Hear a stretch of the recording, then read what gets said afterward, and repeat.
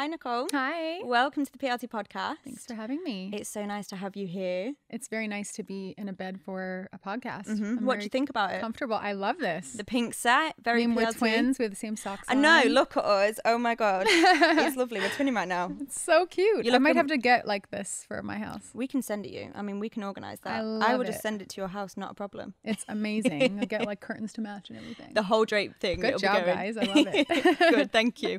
Now, Nicole, let's start. You've been part of PLT for quite a long time, kind of nearly from the beginning, I'd say, of the US journey. So how did you first start kind of working with PLT, and what made you decide, okay, yeah, I'd like to work with PLT? Oh my gosh. Well, I think it was when you guys started like coming to LA. Every now and then. You didn't have an office. Like you weren't even in LA. You didn't even have, I remember when I was first, when I first noticed, it was like very big in the UK. Yeah. I was out there in London and I saw like the taxi cabs wrapped. Yes. And I didn't know what it was. And so I was like, this is such a cool brand. And then you guys started trickling into LA and then you started doing like PLT US. And so I feel like, it's been so long. I forget how it exactly started. Yeah. But I know that, at first I remember seeing you guys everywhere out in the UK when I was traveling. And then finally when you came to the US is when we all met, and I think PLT just reached out to me and was like, do you want to like, would you like some stuff? And it worked out like that. I was like, I would love some stuff.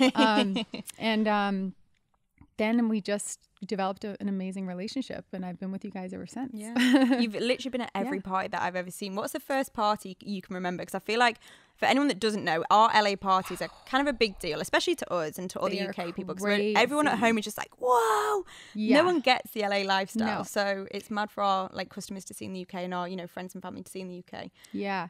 Oh my gosh. What is the first party? I mean, you guys have so many good parties, and you always have the most amazing performers. Yeah, I don't even know how you get all these people. It's nuts. It just happens somehow. I think that one of my first, I could be wrong, but some of the ones that like really stand out to me, Olivia's launch. Olivia Culpo. Her launch was really amazing. And then I feel like it was you did like a line with Stassi, I think. Yes, the Shape Collection. That was the first Shape Collection. Where Kylie and everybody came. Yeah, that was a really good one. You had an amazing, crazy one with Tiana Taylor. Taylor, right, yes. That was nuts. You guys had like old school bikes on the wall. Like when I was walking in there, I felt like I was at an art gallery. And then when you got in there, it was wild too. Crazy. Like I think that was the craziest party we've ever thrown. That was insane. That was wild. I mean, who did you have perform? I think, wasn't like Snoop, Snoop? It was Mace. It was Mace. We got there. I remember it was like somebody old school where I was like blown away when they came out. So there's been so many good ones. There has. And it's amazing to have you there and have you part of the PLT journey. I always try to make it. I never want to miss one. Well, hopefully we've got some more exciting ones coming soon and we'll see you at them. Yes. But so you're a model, influencer, designer and reality TV star. I mean, I've got so many things to reel off you there. How incredible. It's crazy that I have that many titles. Yeah. How did your journey kind of begin in the industry? Well, I was born in a very small place, Newfoundland. It's in Canada. Oh my God, Canada. It's on the East Coast. Very, very, very small. A lot of people don't even know what it is. And then from there, and my mom moved us to Toronto, which was like a bigger city with more opportunities for all of us. And then eventually, I started modeling. That's what I always wanted to do. Yeah. Modeling, designing, just like the fashion world in general. Yeah. My mom was a seamstress, so I used to watch her sewing growing up. And I just knew like, I want to make the clothes and wear it. But I didn't, like when you're young, you don't know you could do all of that. Yeah. You just like think it's a dream, you know? So eventually, like living in Toronto for a few years, I moved there when I was 14. Yeah. I branched out and moved to New York. Yes. Yeah. I was there for 6 years. How old were you when you moved to New York? I was about 22. So that's young to be going to New York. Yeah, really young to be like, I was traveling around the world when I was super young. So like when I was 16, 17, I went and spent 2 months in Taipei. And then Where's Taipei? It's in Taiwan. So it's like in Asia. And being out there, being a teenager without your mom. Like on your own? Yeah. So was that through modeling? Yeah. Wow. I had an opportunity to sign with an agency there. And when you're a young model, traveling and experience is what they say you need to do. Yeah. So building your book, like building your portfolio, showing clients that you travel. Yeah. That's how you begin, like that's how you grind and, get booked, you get booked. So a lot of the other models sometimes, their moms would travel with them and come with them for the 2 months. But I had 2 younger brothers and my mom was a single mom. So she stayed with them and I just was like, I'm going to go. No way. Yeah. So she was like scared, but she's like, I know the agency over there, you know, they're going to pick you up at the airport. You have a cell phone, call me, like make sure, you know, like they took really good care of me when I was traveling. So I was never really scared. But yeah, when I was 22, I moved to New York. I always knew I wanted to live in New York. So it's very close to Toronto. So on the weekends, I could like fly home to see my family. Oh, really? Yeah. How long's the flight? Like 50 minutes. Is that it? Yeah. It was like really, really close. So yeah, I spent 6 years there. And that's when like I started doing my bigger campaigns because in New York, it's so much easier to get, you know, big jobs. Right. I mean, it's a lot of competition, obviously, but the opportunities are much grander, you know, in New York versus Toronto. Yeah. So, you know, I started modeling. I mean, I started like booking all my campaigns and Nike campaign and Levi's campaign. I had a billboard in Times Square and all of that. And then I went to LA. And so how did that happen? So you've gone from 6 years in New York to LA, which... So kind of same thing. It's like you still have to travel as a, you know, as a working model. Yeah. So I was working in LA. I met Larry. I was supposed to move back to New York. I was supposed to go back to New York, but I didn't because I met Larry and the rest is just history. I just ended up here. That's crazy. Wow. Yeah. And where you are now, like looking at your 6 years in New York, do you prefer New York or LA? And what is the differences kind of between them both to someone that doesn't know? I would say, I always say I like a good mix because I never thought I would want to live in LA. I thought I was a city girl and I love New York so much. But when I moved to LA, I noticed that, you know, I started to calm down a little more. I wasn't so rushed. You know, the weather's slower maybe. Yeah, things are a little slower. The weather's nicer. And so I really like living in LA. The lifestyle's so much better. Yeah. But I love to get that burst of energy and just go. So when I get booked in New York, I like take full advantage. It's so nice. It's so nice to be back. Yeah. So a little bit of both, but I would rather live in LA. Okay, well that's good to know. But so you moved to LA and then was that kind of, you met Larry and we're going to talk about him a little bit more later on. But was that kind of when your reality TV kicked off after New York? So tell me about that. The crazy thing is when you're living in New York, you know, and you're working as a model and you're trying to, you know, you're focused on getting like editorials and and you can't do anything that can like, you know, ruin that chance of you booking these big campaigns and editorials.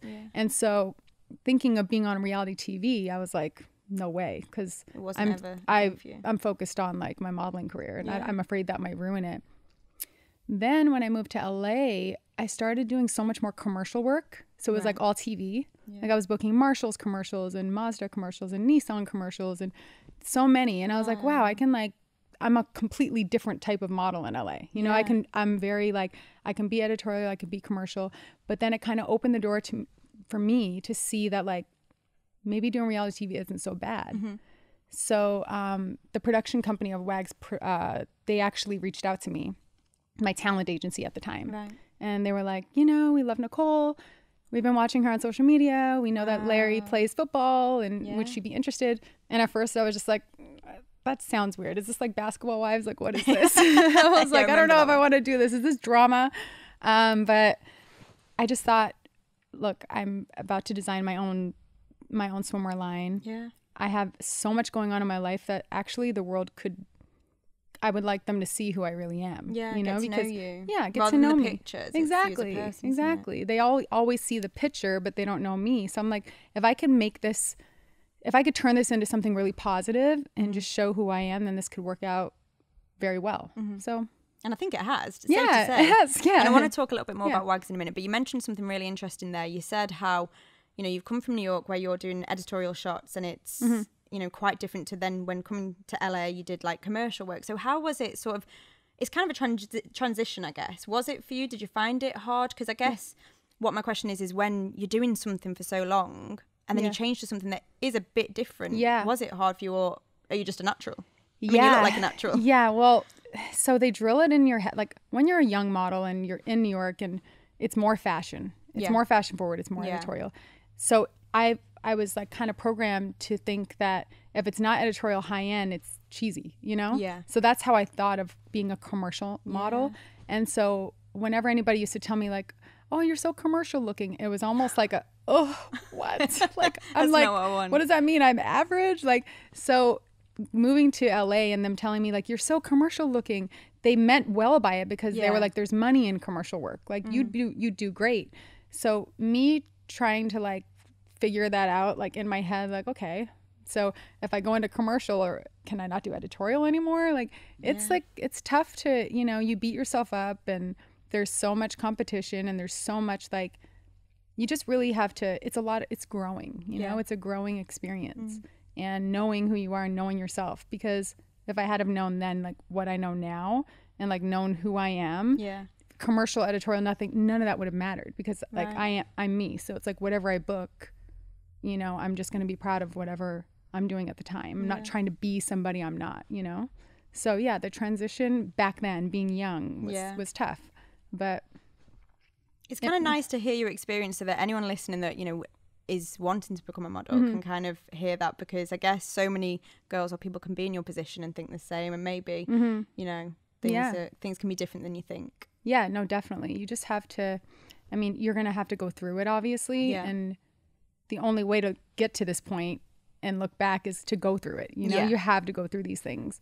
But yeah, I mean, definitely you just have to like know what you want, and just know that nothing's going to ruin it, as long as you're doing something that you love and believe in. That you enjoy, you know, it can't like ruin your career, unless you like do something where you feel like it's not you, and you feel like scared about it. I mean, just do things that you're comfortable doing, do things that you love, and be passionate about what you do, and you can't go wrong. Nice advice. Yeah. People will love that. Okay, and let's talk more about WAGs. So WAGs, wow, that's a drama-filled, show. So how was your experience on WAGs? So let's just take a breather before we start. Honestly, there's a part of WAGs that I love, because, you know, it really helped me gain my followers and my fans, who I really love and appreciate. I mean, without them, I wouldn't be doing half the things that I'm doing. And then there's a part of it where it's, you know, kind of icky. Like, you don't, when you're on TV, you have to try to be as natural as possible. Yeah. You know, like when they're in my house with me and Larry and the dogs, for example. And, you know, Larry and I might be, you know, in an argument before the camera crew gets there or something. And then they come in and you got to switch it. Like, you know, there's just like, you have to just get used to sharing your life with the world, which is always going to be hard, because it never feels natural when there's a million cameras around you. Also with New Girls that they bring in, like I think my favorite was the first season. I had a lot of my close girlfriends on there. Natalie, Olivia, I love Barbie. Yes. So WAGs brought me and Barbie together, so that's really cool. Yeah, and I've always known Sasha. Sasha is from Toronto as well. Oh my God, so I've known her since I was like 16. Wow. Yeah. How crazy the world works to do that. I know, it's insane. And then I think that towards the end they, you know, the cast was different, and you always have to get to know new people, and that's tough because you can't control like how they treat you, and like, and if they like you or not, and everybody's egos. And so I am not one of the girls that would want to get in any arguments or drama.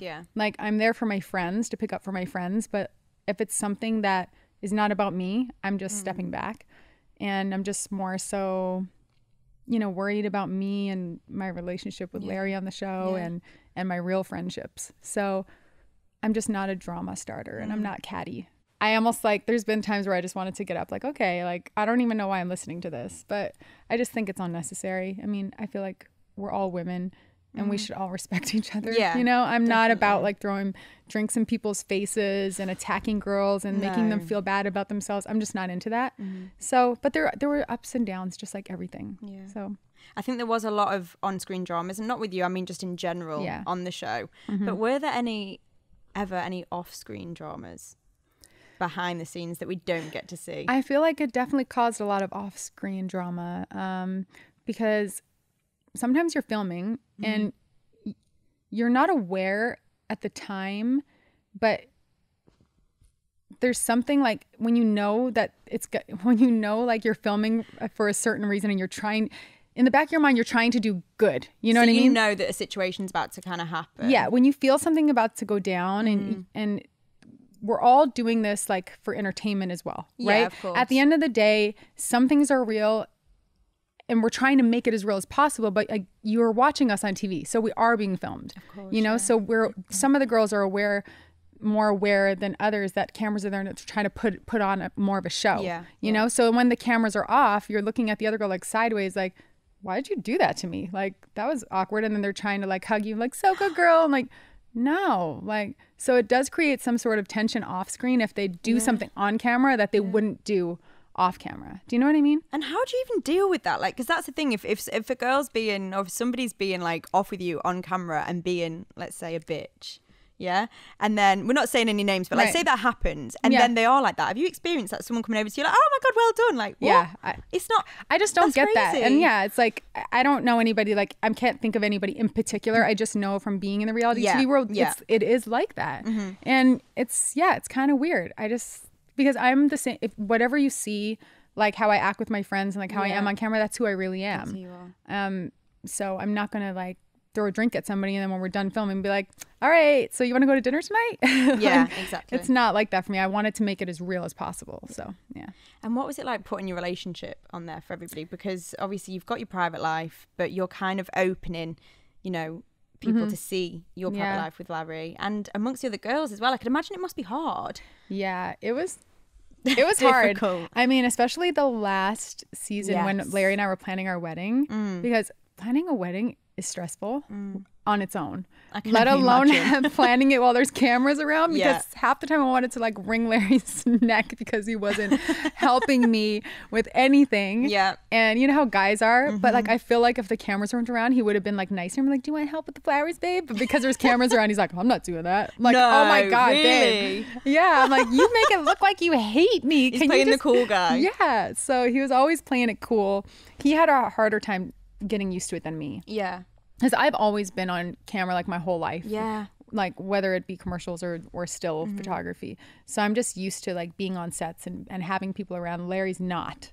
So he was always like trying to make it all perfect and be cool and like, babe, loosen up, act like you love me. Come on, just be real. You can hug me, you can give me a kiss. And he's just like, I don't want to do that with camera guys. I'm like, oh my God. So yeah, it was a little tough. There was a scene when we were like out looking at our wedding venues and we were actually at the wedding venue that we ended up choosing. Wow. And we had gotten in this like heated argument in the car on the way there just because of like wedding stress. Yeah. And then when we got there, they mic'd us and they wanted us to be like lovey that day. They're like, now make sure like, you know, I mean, it's real, but they were just like, you know, give it that, like you, because they could see that like I wasn't happy. They're like, now you got to be happy. You finally chose your wedding venue. Let's take it up a notch, Nicole. And I was just looking at him like, so mad. So it's tough. It's tough trying to just, you know, deal with your real emotions. Yeah. Try to give them your real emotions, but at the same time, protect your relationship because you can't give everything. You know, you have to have some type of privacy. Yeah. So it's a little bit of give and take.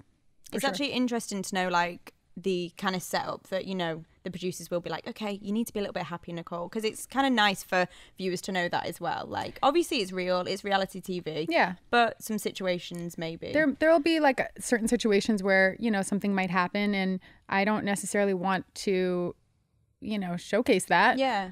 Because it might not be the time. Maybe I might talk about it in the next episode, but right now I'm like feeling a certain way. So, you know. Don't ask me. Yeah. I'm like, don't ask me about it right now. They're like, do you want to talk about it? I'm like, no, I don't. No, absolutely not. And so with that in mind, do you think you'd ever do reality TV again? That's a big question.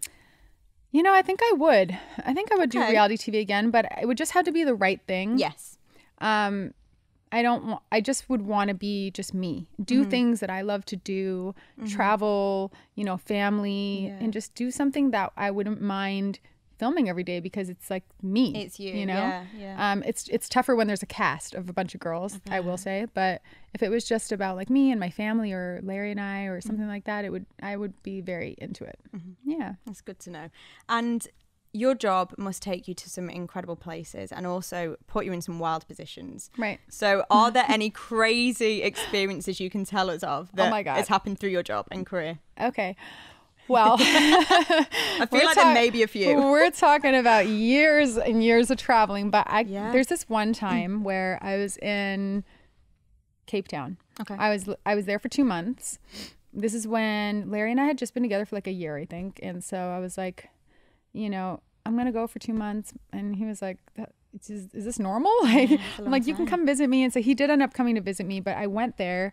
I had a lot of job offerings already. So when I went there, I had bookings like for magazines.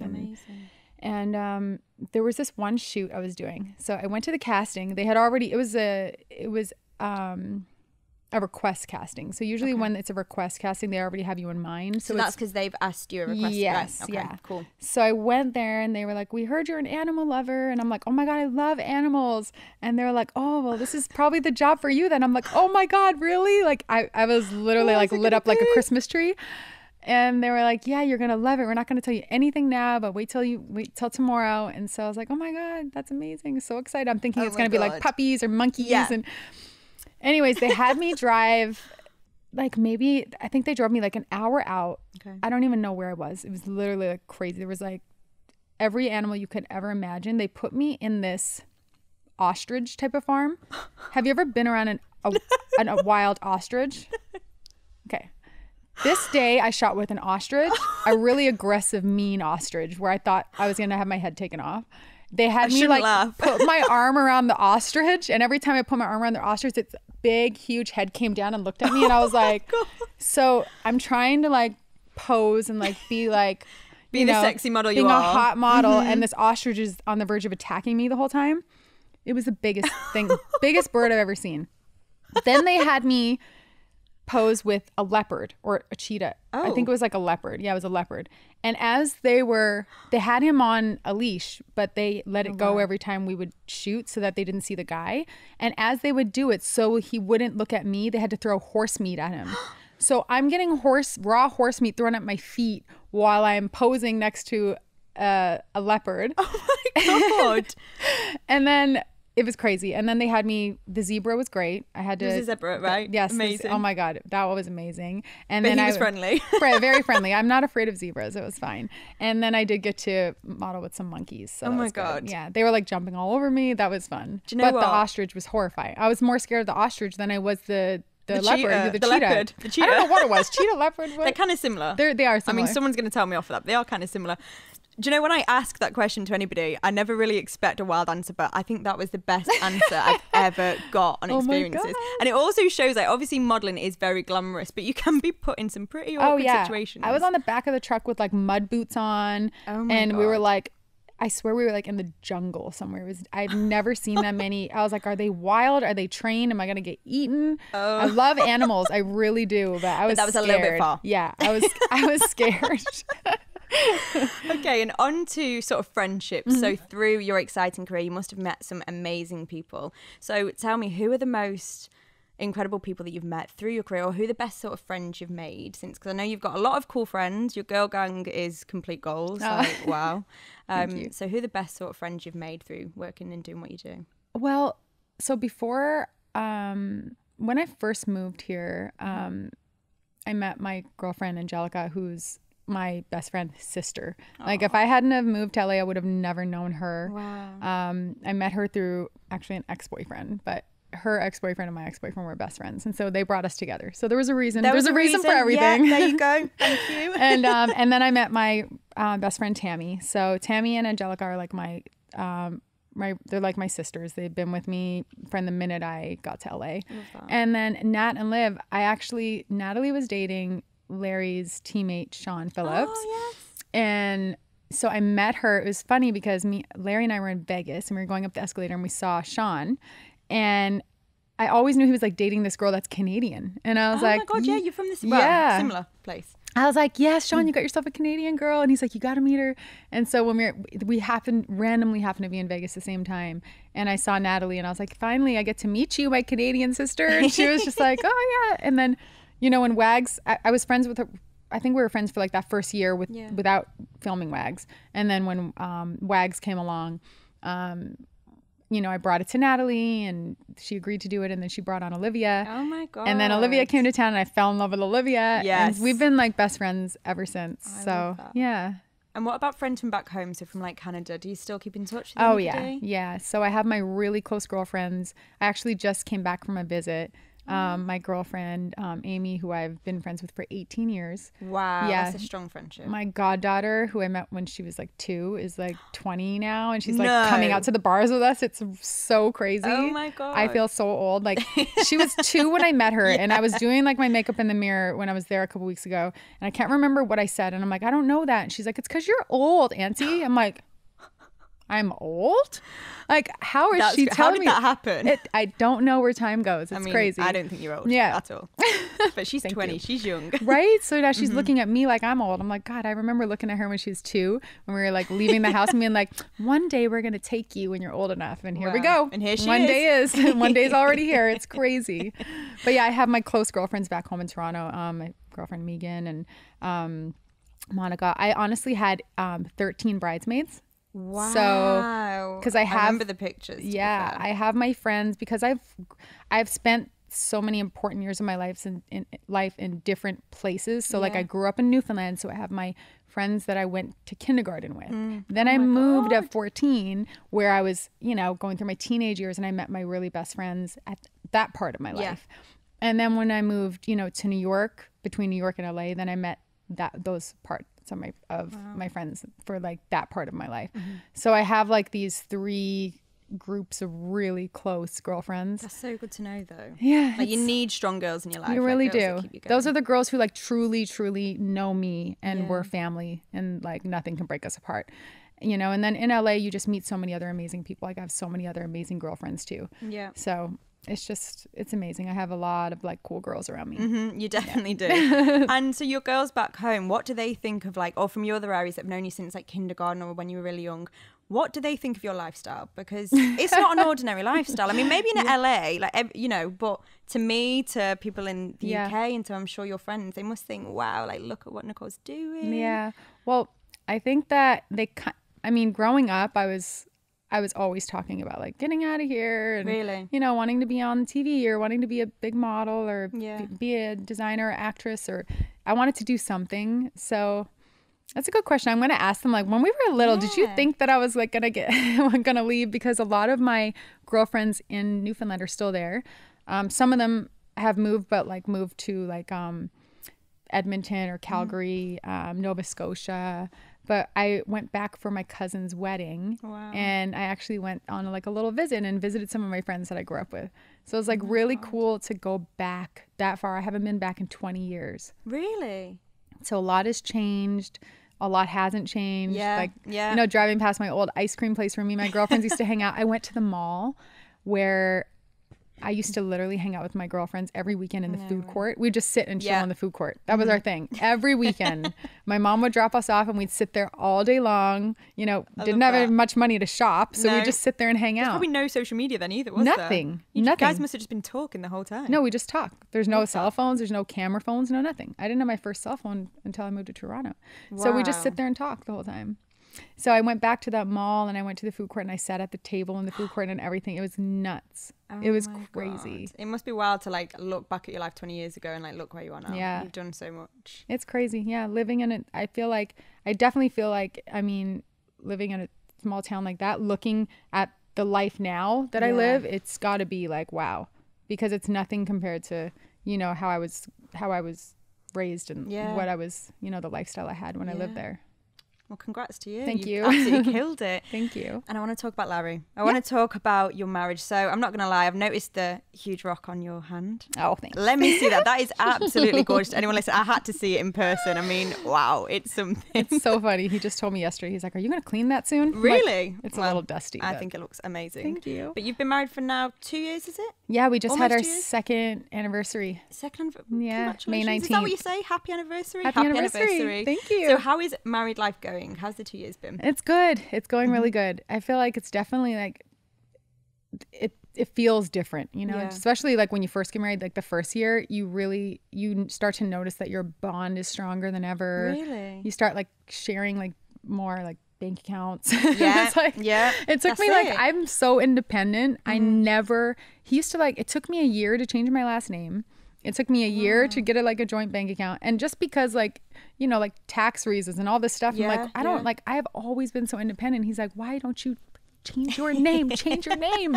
He's like, aren't you proud to have my last name? I'm like, yeah, babe. It's just like, I have to go to the Social Security office. I have to go to Canada and change my passport. It's a lot of work. Oh my God, so that is actually loads. Yeah, I was prolonging it for a while, but finally now it's legally English. And when you're foreign, I also had to do an interview with Larry, like to prove that my marriage was real. I was like on trial. It was crazy. I was like shaking, sweating. Oh my God. Like I felt like I did something so horrible.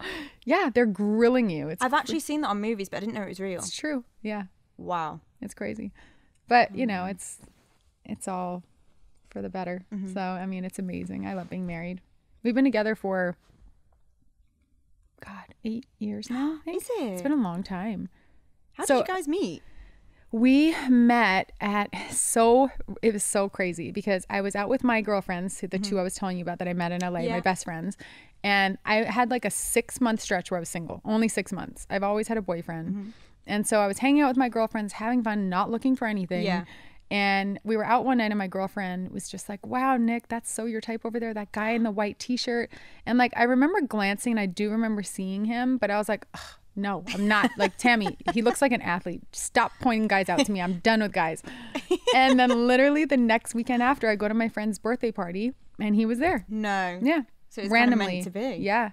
It's crazy. And the fact that he was living in San Diego and playing for the Chargers. Yeah. So that he was in LA those 2 weekends that I happened to be. Let's move. He made the first move. You know, he introduced himself. He was like, anyways, I'm busy. Text me. And I made him wait like probably 3 months to before I would go out on a date with him. Because I was just not ready. But look, it's crazy. Look what happened. It's nuts. I would have never thought that I would meet the guy that night that I was going to marry. It's crazy. How mad. And you mentioned, obviously, he was a pro athlete. Yeah. So and he's retired now, is that right? He is, yes. So how has it sort of changed since you were with him when he was a pro athlete and to where you are now and he's retired? It is it's like a slow transition because you don't notice it while it's happening. Yeah. But, you know, I knew that he's been playing football since he was 9 years old. Oh, wow. So he played for the Chargers for 5 years and the Tampa Bay Buccaneers for 2. And football is like really hard on your body, especially in his position. He played, he was a linebacker. So he got hit all the time, you know, and he was hitting all the time. Like he was always getting hit. So his knees were just, you know, he had broken his feet, tore his ACLs. So I knew that like he was just like kind of, you know, over it. And he had other passions of his that he wanted to, you know, tackle. So he just decided that it was time. And I agreed. I saw it coming for so long. Do you know what I mean? Because it was just beating him up too much. So I think that I was excited for him, that he was excited to move on to the next thing. Yeah. It's different because at first you're like this athlete, you know, girlfriend and then fiance and then wife, and you're in the stands cheering for him all the time. And now he's leaving the house in a suit, a tie, going to the office, and like he has his own company and all this stuff. So it's a complete change, but I'm so happy for him. That's amazing. Yeah, and now I get to have him home all the time too. That's got to be a plus. And I don't have to like ice his knee and like take out his ice machine and wrap his leg. It's like so much better. It's so interesting to know all those things though, because people don't, unless you're in it, you don't understand their lifestyle. And it sounds, you know, it's tough watching. And now that we're married and like we're, you know, thinking about kids and everything, I'm thinking like I would not.